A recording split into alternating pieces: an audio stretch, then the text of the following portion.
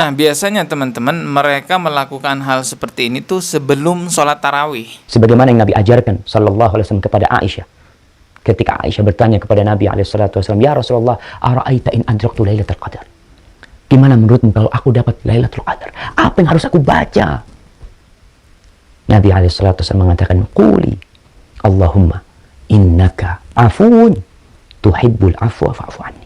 Jadi sebenarnya agama Islam itu simpel, teman-teman. Agama Islam itu menjadi ribet dan susah karena tercampur dengan inovasi-inovasi manusia di dalamnya. Yang sebenarnya itu tidak ada tuntunannya dari Allah dan Rasulnya. Dan celakanya lagi, banyak inovasi-inovasi baru dalam beragama di Indonesia yang dianggap wajib, harus dilakukan. Kalau ada salah satu masyarakat yang tidak mau melakukan hal tersebut, dikucilkan, dianggap beda, bahkan disebut-sebut, wah ini Wahabi nih, nggak mau ngelakuin tradisi, wah ini Muslim garis keras nih, intoleran nih. Assalamualaikum warahmatullahi wabarakatuh. Salah satu malam yang sangat diburu oleh umat Islam di bulan suci Ramadan yaitu malam Lailatul Qadar, karena banyak sekali keutamaannya. Mulai dari doa yang menjadi mustajab gitu ya, sampai dikatakan bahwa malam Lailatul Qadar itu lebih baik daripada 1000 bulan. Oleh karena itu umat Islam di seluruh dunia berlomba-lomba menyambut malam Lailatul Qadar. Terkhusus di Indonesia, banyak umat Islam yang menyambut malam Lailatul Qadar itu dipadukan dengan tradisi dan budaya-budaya sesuai yang ada di daerahnya masing-masing. Ini ada salah satu contoh video jamaah di salah satu daerah yang tidak perlu saya sebutkan namanya menyambut malam Lailatul Qadar dengan cara menggoyang-goyangkan badannya seperti ini. Ya, itu mereka yakini dengan begitu mendapatkan keberkahan di malam Lailatul Qadar. Coba kita simak dulu videonya. Ini sebenarnya video lama teman-teman ya. Coba kita simak dulu.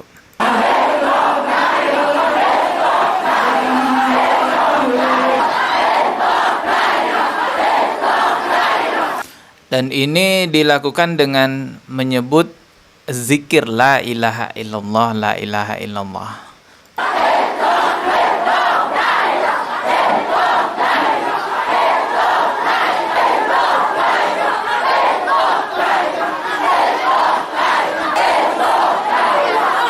Nah, biasanya teman-teman mereka melakukan hal seperti ini tuh sebelum sholat tarawih.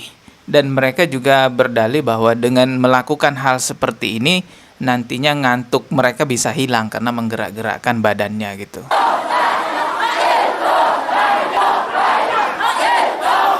Sebenarnya kalau cuman sekedar meyakini ataupun menganggap bahwa saya menggerakkan badan agar ngantuknya hilang, selama gerakan-gerakannya masih normal ya wajar-wajar aja teman-teman ya. Tapi ketika kita meyakini satu gerakan semacam ini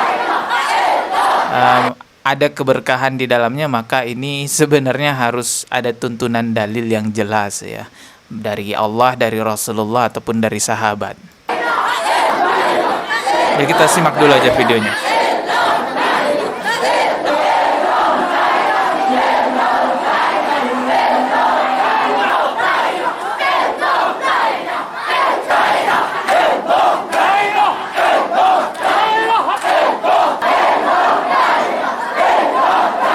Semuanya ya melakukan hal seperti ini, laki-laki, perempuan, tua, muda ya, mulai dari yang tua gitu ya, mohon maaf, nenek-nenek sampai anak-anak. Kita lihat tadi videonya ada tuh yang ngelakuin hal seperti ini.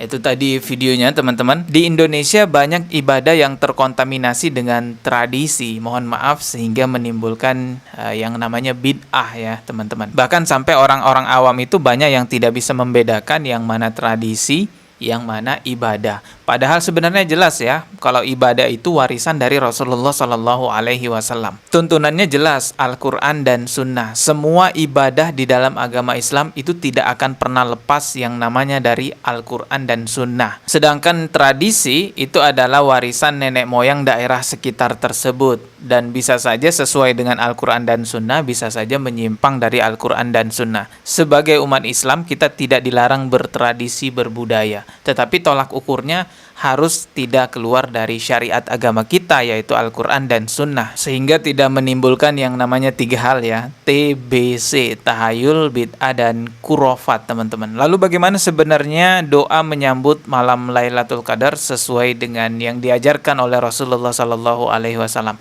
Ini ada penjelasan dari Ustadz Syafiq Reza Basalama, coba kita dengarkan ya. Assalamualaikum warahmatullahi wabarakatuh. Waalaikumsalam warahmatullahi wabarakatuh. Mungkin kau termasuk pemburu Lailatul Qadar. Amin. Semoga kita dapat. Maka seorang yang hendak berburu Lailatul Qadar, dia persiapkan persenjataannya. Di antara persenjataan yang terpenting adalah doa. Sebelum masuk 10 hari terakhir, kita berdoa minta kepada Allah, Allahumma rzuqna Lailatul Qadar. Ya Allah, berikan rezeki kepada kami Lailatul Qadar.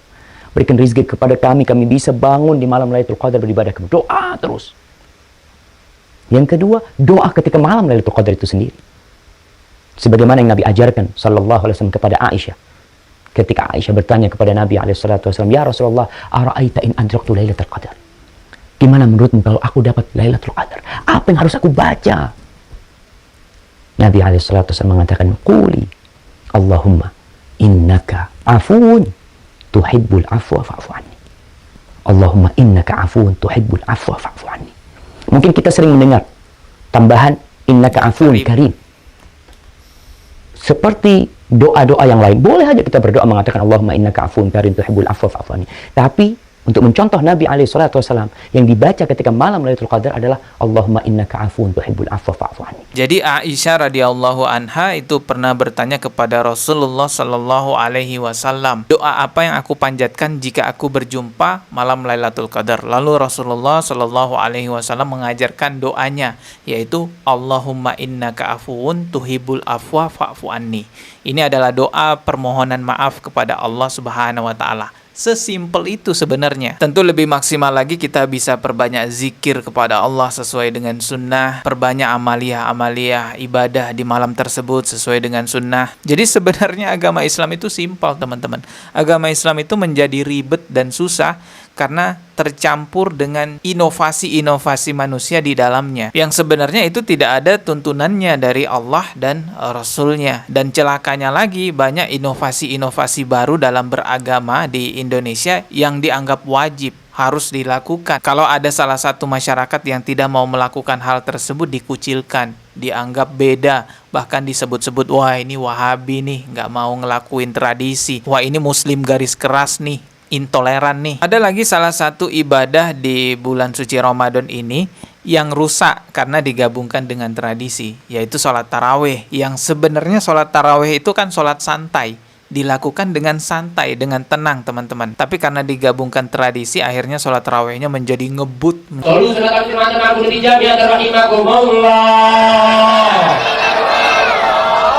Allahu Akbar.